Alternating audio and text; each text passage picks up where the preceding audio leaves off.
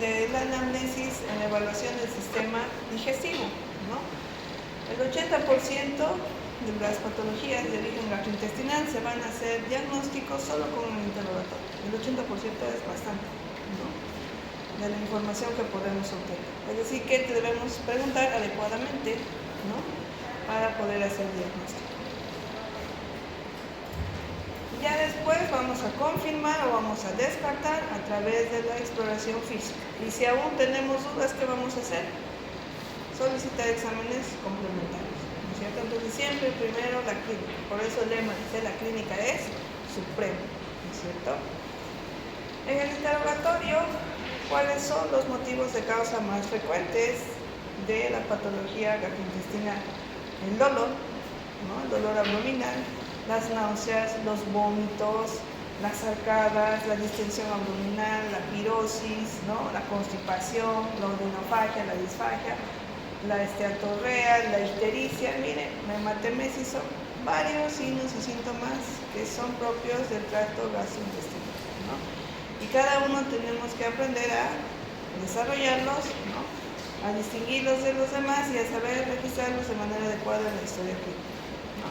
Pero antes de pasar a los motivos de consulta más frecuentes, dentro de lo que es la afiliación, ¿qué datos creen que son importantes en el interrogatorio de la patología gastrointestinal?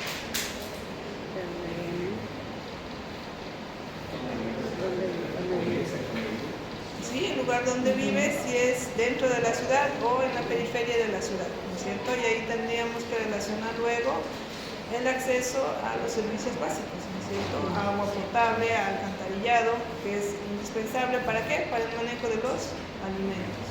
¿Qué más en la afiliación nos puede importar? La edad. Sí, la edad es importante, casi todas las patologías, ¿no es cierto? Las diarreas son más frecuentes en niños y de etiología viral inicialmente y luego bacteriana, ¿no es cierto? Y la edad, ¿quién es responsable de las infecciones gastrointestinales en el niño?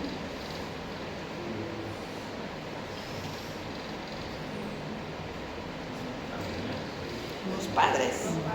Los padres que tienen que inculcar a sus niños: vaya, lávese sus manos antes de comer, ¿no es cierto? No juegue ahí. Entonces, en los bebés, por ejemplo, los lactantes, ¿qué es lo que hace mi hermana, que es pediatra, ¿no? Siempre, ella me refiere, llegan con enfermedades diarreicas agudas, febriles, ¿no? Y lo primero que pregunta es, como es un lactante mayor o menor, ¿no?, le dice: a ver, toma leche, sí, aparte de la comida, aparte de la leche, ¿usted ya le ha implementado la dieta común, ¿no?, de la familia al bebé? No, todavía. Ya. A ver, ¿qué toma entonces el bebé? Toma leche, solo leche. Muy bien. ¿Leche de qué tipo? ¿No? Solo de mi pecho. Ah, ya, muy bien. Entonces, ¿qué va a tener que preguntar? ¿Cómo es el aseo de las mamas? ¿No es cierto? Si existe una limpieza previo a la lactancia y posterior a la lactancia, ¿no? Eso es importante y eso va a ver en la higiene de la mano. ¿Qué más? Si le dice: no tengo leche ya hace tiempo y él toma de mamadera, ¿qué le va a preguntar? ¿Qué tiempo? ¿Limpieza la mamadera? Ya, pero exactamente, ¿qué le va a preguntar? ¿Cuándo? Eso, ¿cómo lava la mamadera? ¿Cada cuánto lava la mamadera o el biberón? ¿Y cuánto dura el biberón dentro del agua caliente? ¿No?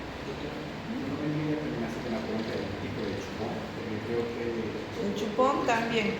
¿Por qué no les ha pasado que están en la calle, está el niñito con su chupón? Mira, el chupón no siempre lo rompe el biberón y se le cae, ¿no?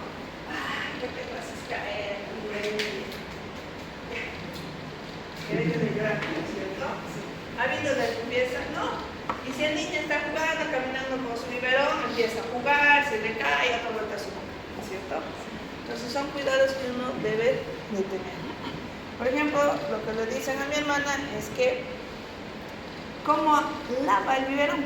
Explíqueme todo el procedimiento desde el momento que está sucio el biberón, qué es lo que hace usted, ¿no? Y la mayoría dice: lo paso con agua caliente, enjuagadita y ya, ¿no? Igual lo paso con agua hervida reciente, el chupón y ya está, ¿no? Entonces no es la manera correcta. ¿Qué tienen que hacer? Tienen que limpiar el biberón, ¿no? Generalmente hay detergentes especiales, ¿no? Para las mamaderas que se pueden usar, y si no, agua y jaboncito, ¿no es cierto? Quitar todo el residuo luego del jabón, y cuando ya está lavadito, transparente, todo limpio, el chupón y la mamadera, ¿qué se va a hacer? Secar. ¿Qué creen que se hace? Enjuagar, secar. Ya la han enjuagado, ya lo han secado si quieren, aunque no es necesario. ¿Qué más van a hacer? No, no se expone la leche al microondas, se pierden varios elementos importantes de la leche. ¿Qué se hace? ¿Qué más? ¿No tienen sobrinitos? No. Bueno, O sea, los únicos niños de la casa son ustedes. ¿Qué hacen? Pues ni bien lo lavan, la madre tiene que preparar una olla con agua y tiene que hacer hervir. En el momento que ya esté hirviendo el agua, tiene que colocar la mamadera, el chupón y todos los que pueden, las partes de la mamadera. Tienes que esperar ¿cuánto? un minuto. Unos 5 o 10 minutos que esté ahí, luego lo retira, ¿no es cierto? Lo puede sacar, ¿no? O lo deja ahí hasta que enfríe el agua, lo saca, ¿no? Y lo cierra, y ya está listo, ¿no? Deja que salga todo el agua y lo cierra, y ese biberón ya está preparado para ser usado. Entonces la mayoría de las madres no hace eso, ¿no? Porque es pérdida de tiempo, porque alguna se olvida, se derrite el biberón, porque se derrite si lo dejan, ¿no? Entonces vean que es todo un protocolo que la madre tiene que seguir, y a veces no lo hace, ¿no? Ahora, en las personas mayores, ¿qué es lo más frecuente? Que les lleva a infecciones diarreicas. Comida guardadas. Las comidas guardadas, ¿no es cierto? ¿Qué más? Expuestas. Las comidas de la calle, La ¿no tela es de cierto? No se habrá caído las empanadas de la casera, pero la casera está en medio de la calle donde están pasando los autos, ¿no es cierto? No pasa uno que está ahí y o está estornudando, la casera está resfriada o el que le está ayudando está resfriado y hay contaminación, ¿no es cierto? Entonces lo aconsejable es que se alimenten en su casa, ¿no es cierto? Ustedes lavan los alimentos y están 100% seguros de que han sido hervidos y debidamente lavados, ¿no es cierto? Entonces esas son las principales causas, ¿no? Contaminación de aguas también, ¿no? ¿Qué más en la afiliación? ¿Qué dato nos puede servir? La ocupación, me decía. ¿Qué trabajos pondrán en riesgo al paciente para tener trastornos gastrointestinales? Taxistas, ¿por qué? Choferes que creo que todos coman y todo el tiempo están sentados y creo que se tiene calor. Que comen en la calle. En el sentido del chofer es que les come en la calle. Come en la calle. Come lo que encuentra Y en horario inadecuado. No en un horario fijo. Lo mismo que pasa con las personas que trabajan en las oficinas. Ustedes cuando sean médicos, rezar porque su turno esté tranquilo y puedan ir a comer, ¿no es cierto? Y si no está tranquilo, olvídense, almorzarán a las 4 de la tarde, a las 6 de la tarde, cuando tengan tiempo. Entonces eso también produce trastornos gástricos como las úlceras, ¿no es cierto? Y las que son producidas por estrés también. ¿Qué más? ¿Qué dato en la aplicación creen que sea importante?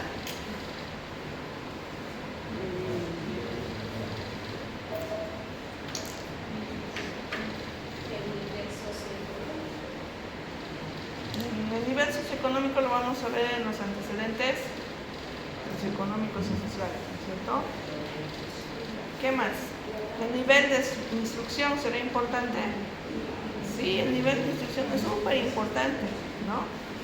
Porque sobre todo en las madres al momento de cuidar a los niños, ¿no es cierto? Como les digo, la mayoría no lleve las mamaderas, no solo las pasa por la boca, ¿no? Ya. ¿Qué más? La gente del campo a veces no pone antisépticos en el agua para lavar las frutas, ¿no es cierto? Directamente al agua, ¿no? Y a veces no tienen agua potable, entonces con el agua que hay la van a lavar, ¿no es cierto? Y vienen por eso la incidencia de la prevalencia de las parasitosis intestinales. ¿no? Por eso el PAI, que es el Plan Ampliado de Inmunización, no sé si seguirá con el mismo nombre, hasta los 5 años todos los niños tienen que ser desparasitados cada año, ¿no es cierto? Por la incidencia de estas infecciones. ¿Qué más? ¿Qué otro dato dentro de la afiliación?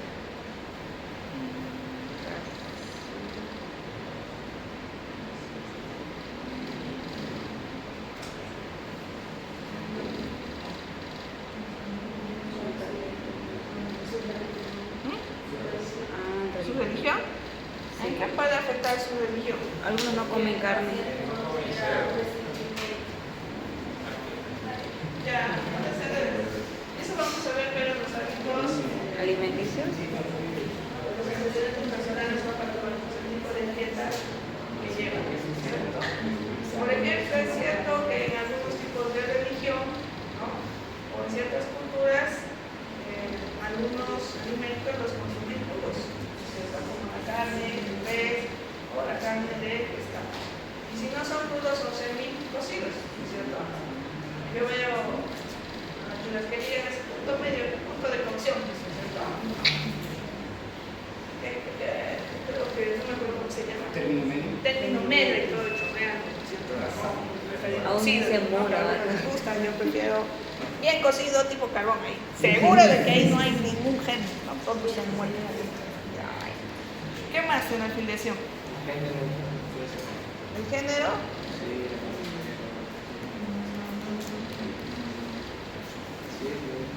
Tal vez para otro tipo de patologías de otro sistema, pero no, es casi indistinto. Ahora es más frecuente ciertos tipos de neoplasias en las mujeres que en los varones, y eso también es cierto en el tracto gastrointestinal, ¿no? ¿Qué más? La nacionalidad lo mismo por las costumbres que tienen, ¿no? Que hay que indagar, ¿no? ¿Qué más? Ya, entonces pasemos a los antecedentes personales, no patológicos. Ahí tenemos el hábito alimenticio. Come las 5 comidas, ¿no? Come dentro de los horarios establecidos o su dieta es irregular. El paciente es vegano, no consume carne, solo verduras. ¿Cómo trata las verduras para su alimentación? ¿No es cierto? Dependiendo de eso, sus hábitos catárticos van a variar, ¿no es cierto? El paciente puede tener deposiciones semilíquidas, ¿no es cierto?, frecuentes por el tipo de dieta, o puede ser un constipado, aquel que le gusta las masitas, las galletas, las gaseosas, generalmente va a ser constipado, ¿no? Y más si no tiene un hábito de una ingesta de agua adecuada, ¿no? Menos de sus 8 vasos diarios. ¿Qué más?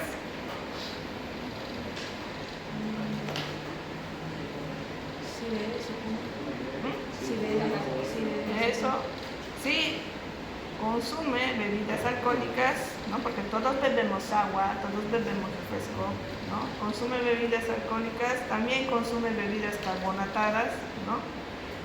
Y si tiene hábito tabáquico también. ¿Qué más? O la predisposición también a cáncer. Sedentarismo. Sí. También, ¿no es cierto?, el sedentarismo no favorece a un adecuado tránsito gastrointestinal, a diferencia de una persona que continuamente está en movimiento. ¿Qué más? Alérgico, ya alergias alimentarias, ¿no es cierto? Cada vez que tomo leche, doctor, me da una diarrea de aquellas, ¿no es cierto? Entonces, intolerancias al gluten, intolerancias a la lactosa, ¿no? Alergias alimentarias. Pero sería importante saber si el paciente come ají y qué toma amarilla. Sí. ¿Por qué? Aunque algunos dicen que el locoto verde es protector gástrico, son aquellos que no son picantes, pero los alimentos picantes, ¿no?, producen lesión de la mucosa gastroesofágica, ¿no?, incluso gastroduodenal, ¿no? Entonces sí es importante si el paciente consume o no picantes, exceso de condimentos también, porque el exceso de condimentos puede producir flatulencias, ¿no?, un meteorismo en el paciente, ¿no? Es el malestar abdominal porque lo siente distendido con aumento de gases en el intestino. ¿Qué más?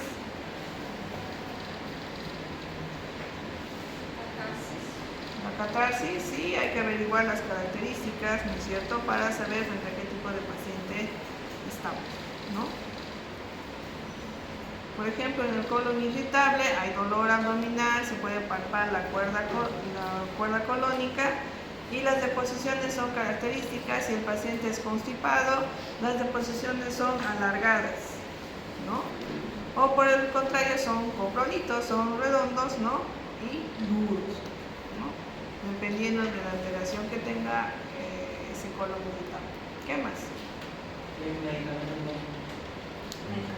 Los medicamentos que toma, ¿dónde entraría eso? Los antecedentes personales patológicos, ¿cierto? ¿Qué medicación toma? Sí, está bien. Algo que entraría dentro de los hábitos personales no patológicos es el consumo de estupefacientes, ¿no es cierto?, que pueden alterar el tracto gastrointestinal, ¿no? Ya. ¿Qué más? En los antecedentes patológicos, ¿qué tipo de medicamentos podrán producir alteraciones gastrointestinales? ¿Qué es estupefaciente, doctora? Las drogas, Ay, sustancias controladas. ¿Cuál? Los opioides, ¿no?, van a producir alteración del tránsito gastrointestinal, pueden llegar incluso a ilio, ¿no? Inicialmente en dosis bajas tal vez aumento del peristaltismo, pero ya que se aumenta la dosis puede producir ilio, es decir, parálisis intestinal. ¿Qué más? AINES, sí, porque van a inducir, que hemos visto, enfermedad de reflujo gastroesofágico y las úlceras pépticas, ¿no es cierto? ¿Qué más? Por ejemplo, los pacientes asmáticos. ¿Qué consumen los pacientes asmáticos? Broncodilatadores, dentro de eso es el salbutamol, ¿no es cierto? Entonces, el salbutamol también puede inducir en algunos pacientes constipación, ¿no? ¿Qué más? ¿Qué? Antibióticos, sí.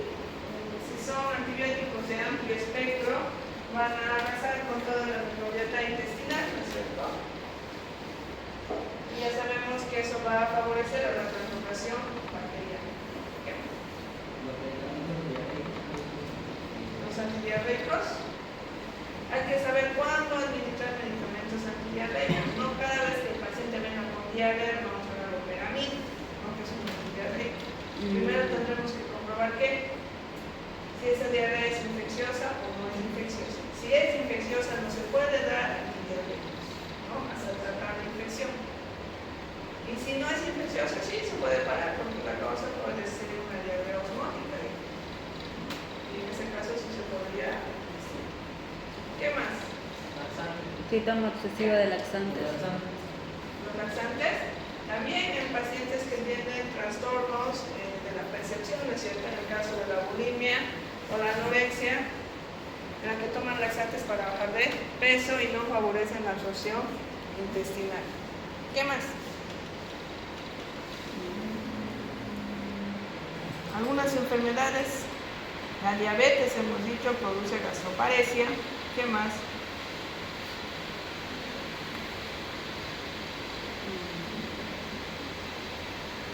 ¿Qué enfermedades hemos visto? La enfermedad de Crohn, ¿no es cierto?, si tiene antecedentes el paciente o tal vez esté cursando y recién se ha diagnosticado de una enfermedad de Crohn, una colitis ulcerativa, ¿no? ¿Qué más?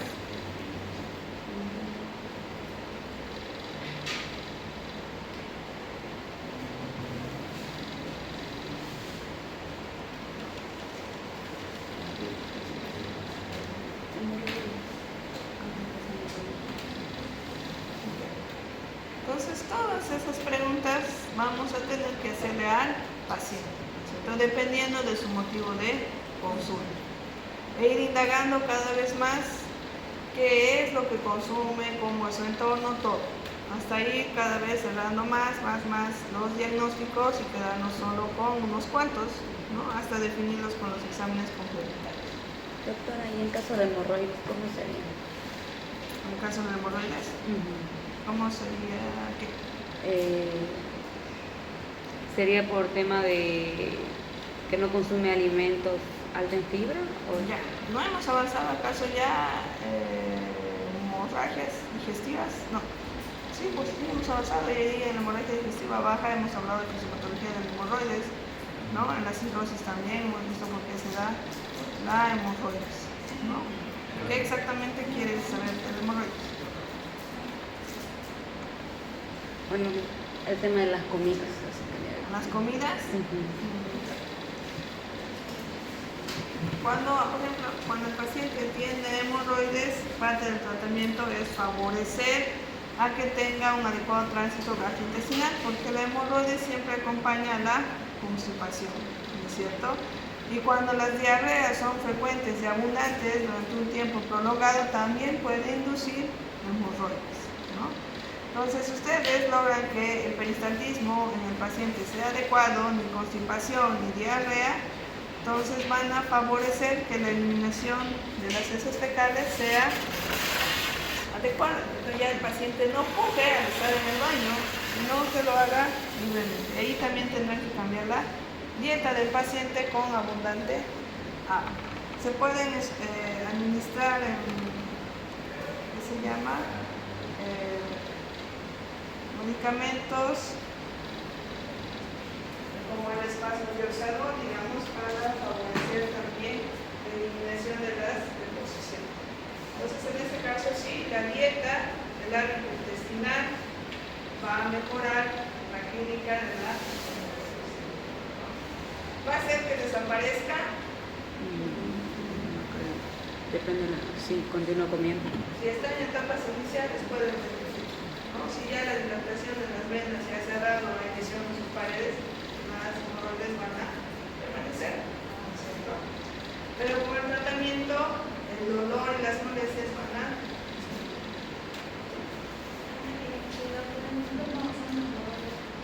vamos a ver.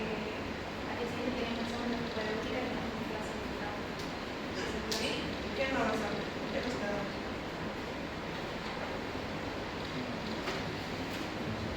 Luego lo revisan y me dicen, entonces, el otro grupo igual estaba avanzando en su eficiencia y me dijo, doctora, no pasa así, no pasa nada. Entonces, ya, hasta ahí tendríamos todo el interrogatorio y la anamnesis, ¿no?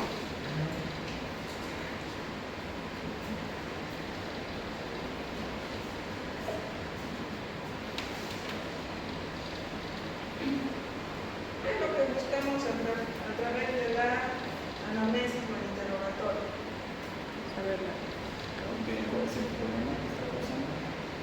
Ver sobre todo topográficamente dónde está el problema, ¿no es cierto? Está en el estómago, está en el esófago, está más allá del intestino grueso, digamos, ¿no? Si ese hemorroides está en el recto, digamos, ¿no? O a nivel del ano. Entonces, topográficamente ya en nuestra mente estamos empezando ya a buscar todas las patologías relacionadas y al momento de hacer la exploración física ya sabemos en dónde tenemos que enfocarnos más. Todo tenemos que revisar, pero en una parte nos podemos enfocar más. Dentro de los motivos de consulta, entonces, que tenemos la disfagia. ¿Qué es la disfagia? La dificultad para deglutir. ¿Y la odinofagia? El dolor durante la deglución, ¿no es cierto? Entonces es muy diferente el dolor a dificultad. Ahora que los dos pueden ir juntos, también, ¿no?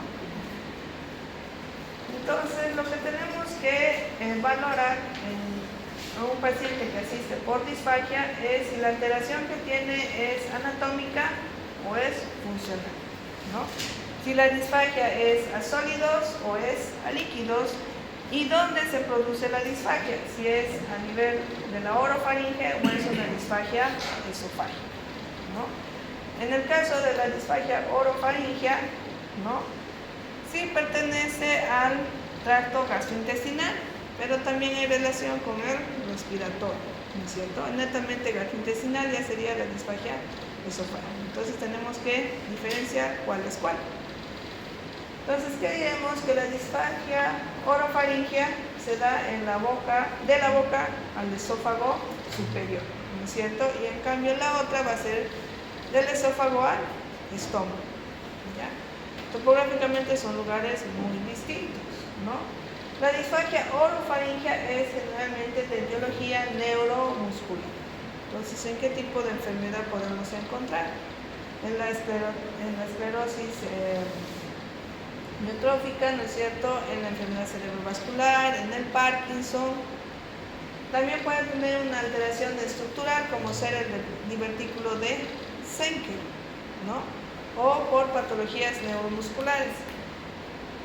¿Sabe alguno qué es el divertículo de Schenker? Digamos que este es el esófago.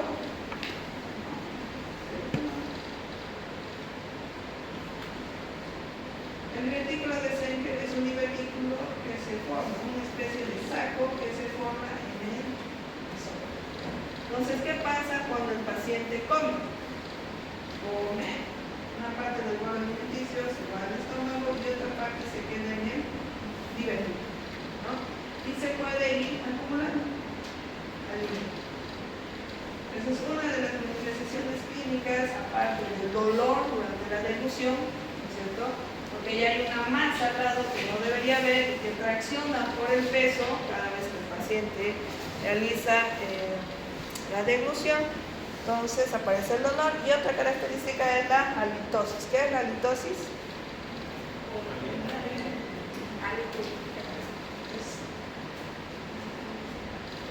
Entonces, ¿de dónde va a provenir la halitosis? El mal olor del aliento, de esos